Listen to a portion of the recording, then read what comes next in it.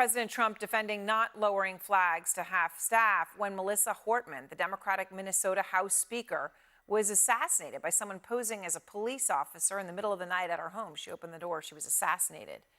He also then said he didn't know who she was. Do you think it would have been fitting to lower the flags to half staff when Melissa Hortman, the Minnesota House Speaker, was gunned down by an assassin as well? I'm not familiar. The Minnesota House Speaker, a Democrat, who was assassinated this summer. Well, if the governor had asked me to do that, I would have done that. But the governor of Minnesota didn't ask me. I didn't. I wouldn't have thought of that, but I would have if somebody had asked me. He said he wouldn't have thought of it. Of course, he did think of it with Kirk. Within hours of Kirk's murder, he announced that flags would be lowered to half staff. Trump's comments coming just hours after Vice President Vance filled in as the host of the Charlie Kirk Show today. We have to talk about this incredibly destructive movement of left-wing extremism that has grown up over the last few years, and I believe is part of the reason why Charlie was killed by an assassin's bullet. But by celebrating that murder, apologizing for it, and emphasizing not Charlie's innocence, but the fact that he said things some didn't like, even to the point of lying about what he actually said, many of these people are creating an environment where things like this are inevitably going to happen. So when you see someone celebrating Charlie's murder, call them out. And hell, call their employer. Out front now, former Republican Congressman Adam Kinzinger. Bakari Sellers also out front, the former Democratic South Carolina state representative. And of course, as you are both aware, a bunch of people have been fired for saying things after the Charlie Kirk murder. Congressman, so when you hear J.D. Vance hosting that podcast, the sitting vice president of the United States hosting the Kirk podcast today, I know you had a chance to listen to much of it. You know, what did you think? I mean, look, this is the weirdest time. It's you know, there's only, as I see it, only one kind of group of people trying to make this a very divisive thing, and that is people like J.D. Vance. I mean, I've only seen, we can all go on Twitter and see people that celebrate it. They're usually faceless, nameless people, and it's disgusting. But every Democratic leader I've seen has expressed remorse for what happened, has expressed concern, has expressed compassion for the family. It's like they're trying to stir this thing up, and this is so dangerous. That's the thing, is this is such a dangerous moment because a cycle of violence is what I fear, and a cycle of violence doesn't end well for anybody. Nobody wanted this to happen to Charlie Kirk. This is awful. And for the vice president to say he knows who did it and the motivation, I don't even think law enforcement has said that there was a specific motivation behind it. So this is really dangerous. Right, and he's talking about, you know, left-wing extremism as a group, right? And that's the motive. That's what's behind it. So, Bakari, in this podcast, Vance also interviews the White House Deputy Chief of Staff, Stephen Miller. Now, obviously, Stephen Miller has an incredibly large amount of power right now.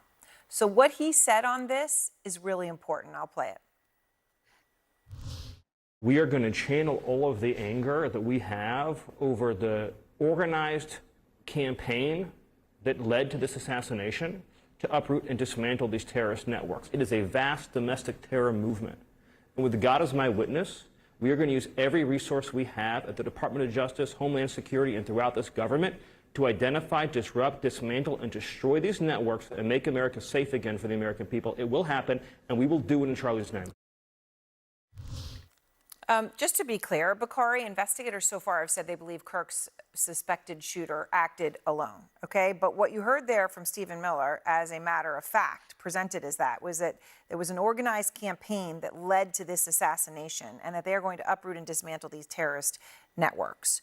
So what do you hear when you hear that?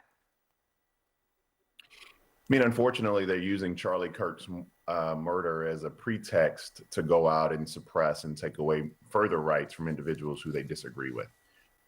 Look, I agree with Adam Kinzinger. You have a young man whose life was taken away from us far too young, whose children will have to grow up without a father, and whose wife will have to have this life without a husband. There is no person who should celebrate the fact that Charlie Kirk was assassinated, murdered. And there's no one who should celebrate that. But we can also do that without sanitizing the man. We can also do that without having to be fearful about calling out the racism or the bigotry or the misogyny or the divisiveness that came out of Charlie Kirk's mouth while he was alive. And so when you have somebody like the Vice President of the United States and you have somebody as powerful as Stephen Miller doubling down on the divisiveness, I mean, you have to wonder where we are as a country. I'm afraid to say we've hit rock bottom because tomorrow we can go even further. But what Stephen Miller's talking about is chilling. And Adam knows this as well. Democrats, we fell in love with cancel culture. It wasn't but 4 or 5 years ago. Democrats were just trying to cancel people for being ignorant or just not knowing or saying stuff. And I spoke out against it. Not enough people spoke out against it. But now you see Republicans firing people because of what they tweet. You're calling people's jobs because if Charlie Kirk is this free speech martyr, this seems to be the antithesis thereof. And so I'm concerned about where we're going and what we're using it for. I want to get to the word martyr that you mentioned in a moment because I think it's really important. But first, Bakari, what do you say to President Trump today saying he never ordered flags to be flown at half-staff for Melissa Hortman's murder? He said, frankly, because he never would have thought of it, and also because the governor never asked him to do it. Obviously, in this case, he thought of it, and he didn't need to be asked to do it. He at first said he didn't know who she was. No, the flags did not need to be lowered for Charlie Kirk. Charlie Kirk is a murder victim. My heart goes out again. He should not have been killed. But there's no reason that our flags were lowered. I mean, you have individuals like a young Black police officer who saved lives at the CDC recently. The same day Charlie Kirk was murdered, you had children who were killed in elementary schools. I just think that we have gotten so far off kilter in this country where everything is political gamesmanship. Everything is one-upmanship. Everything is divisive. And so, look, I think that whatever the president wants to do in his private time to acknowledge the death of Charlie Kirk, please do it. But there are so many people who were hurt by his words while he was here. And so I pray that we utilize this moment to be better.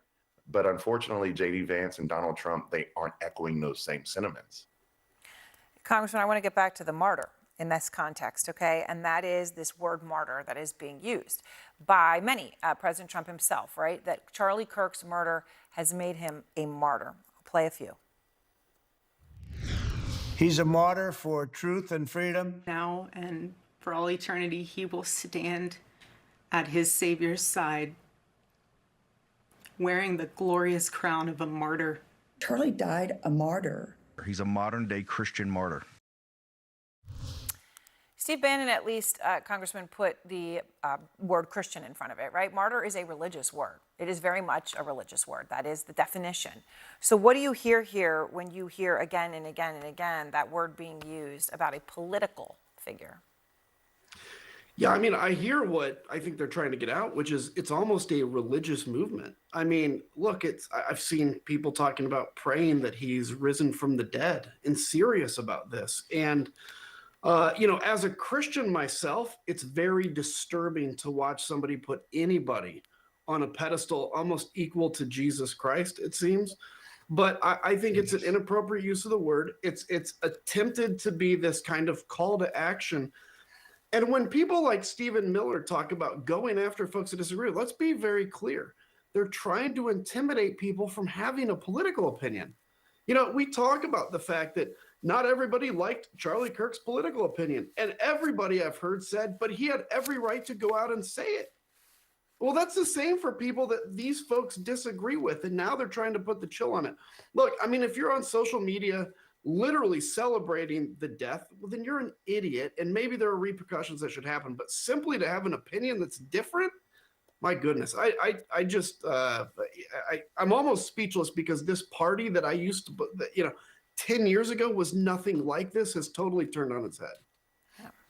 Thank you both very much. I appreciate the conversation.